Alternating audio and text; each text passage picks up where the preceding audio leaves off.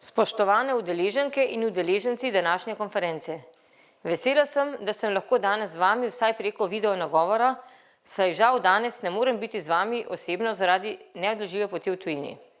Najprej se želim zahvaliti Ministrstvu za pravosodje, da že več kot desetletje kontinuirano prepoznava spoštovanje otrokovih pravic v sodnih in drugih postopkih kot eno od svojih prioritetnih področij.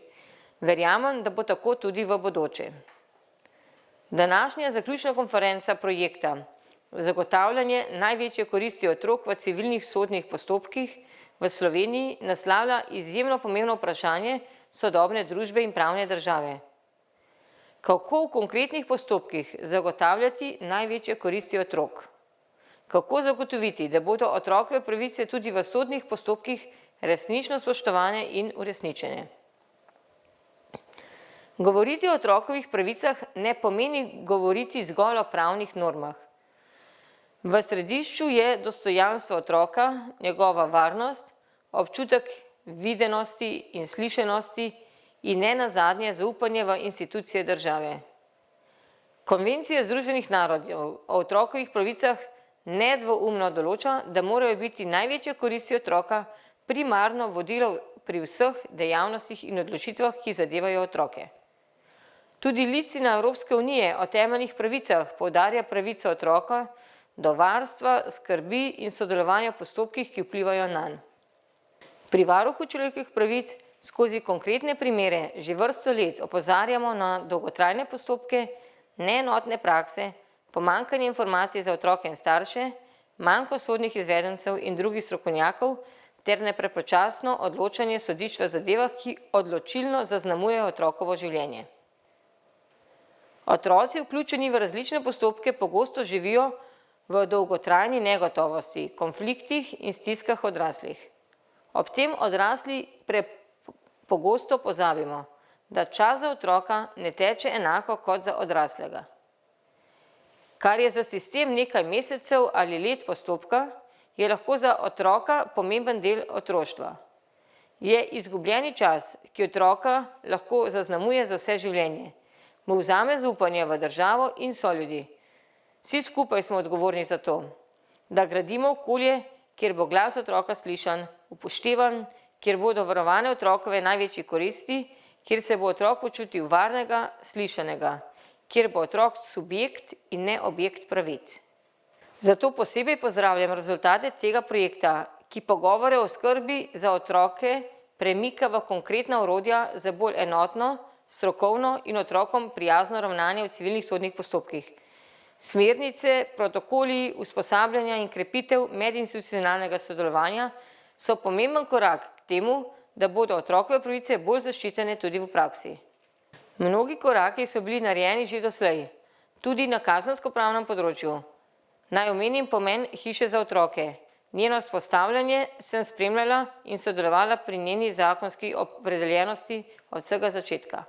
Ves čas sem verjela, da tudi v Sloveniji potrebujemo prostor, kjer bo otrok, ki je doživel nasilje ali zlorabo, obravnavan drugače, ki bo zanj varen, kjer bo pristop strokoven in spoštljiv, kjer ne bo sekundarne viktimizacije, kjer bo nanj in na njegove potrebe gledano celostno.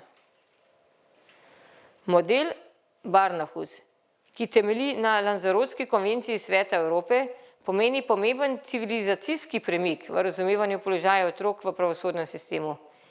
Ne gre več zgolj za vprašanje učinkovitega postopka, ampak za vprašanje preprečevanja dodatne sekundarne traumatizacije otroka. Bistveno je, da je otrok v postopku dojet kot človek s pravicami, dostojanstvom in lastno izkušnjo. Hiša za otroke danes združuje strokovno zaslišanje, psihosocialno pomoč, krizno podporo in sodelovanje različnih institucij na enem mestu.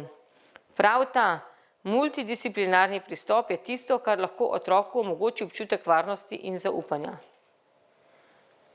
Pomemben korak naprej glede spoštovanja otrokovih pravic je bil narejen tudi s sprejetjem zakona o kazenski obravnavi mladoletnikov, ki je bil sprejet v začetku tega leta, uporabljati pa se začne 1. januarja prihodnje leto. Pri varuhu smo na nujno sprejetja posebnega zakona z tega področja opozarjali leta. Konvencija Združenih narodov o otrokovih pravicah otrokom priznava tudi pravico, da svobodno izrazijo svoje mnenje v vseh zadevah, ki se jih tičejo, ter da se njihovemu mnenju nameni ustrezna pozornost glede na otrokovo starost in zrelost. Iz tega določila je pri varuhu zraslo zagovorništvo otrok, ki pomaga udejanjati pravico otroka, da je slišan. Izkušnje zagovorništva kažejo, kako pomembno je za otroka, da dobi občutek, da ga nekdo razume in jemlje resno. To pomembno vpliva tudi na njegovo duševno zdravje, občutek varnosti, zaupanja in lastne vrednosti. Zagovorništvo ima za mnoge otroke pomembne razbremenilne in opolnomočujoče učinke. Pomaga jim, da v zahtevnih življenjskih okoliščinah lažje ohranjajo občutek dostojanstva, varnosti in zaupanja v odrasle ter institucije države. Izkušnje zagovorništva otrok so tudi dragocen pokazatelj, kako pomembno je, da pravosodni, socialni in drugi sistemi delujejo povezano, strokovno in predvsem z zavedanjem, da vsaka odločitev pomembno vpliva na otrokovo življenje in razvoj in da največja korist otroka ni le prazno, deklarativno načela, pač pa osnovno vodilo in konkretno merilo vseh odločitev države in njenih institucij. Prihodnje leto praznuje Institut zagovorništva 20 let, 10 let od formalne vzpostavitve v zakonodaji in 10 let delovanja kot pilotni projekt. In prav zagovorništvo se uveljavlja kot pomembno v civilnih postopkih. Da zaključim, otroci niso zgolj prihodnost družbe, so njena sedanjost in način, kako jih obravnavamo danes, veliko pove o naši pravni državi, naši družbi in našem razumevanju človekovih pravic. Zato so koraki k drugačni prihodnosti še toliko bolj pomembni. Hvala vsem, ki s svojim delom prispevate k temu, da postajajo postopki za otroke bolj varni, bolj razumljivi in bolj človeški. Želim vam uspešno konferenco in veliko poguma pri nadaljnjem delu za največje koristi otrok. Hvala lepa.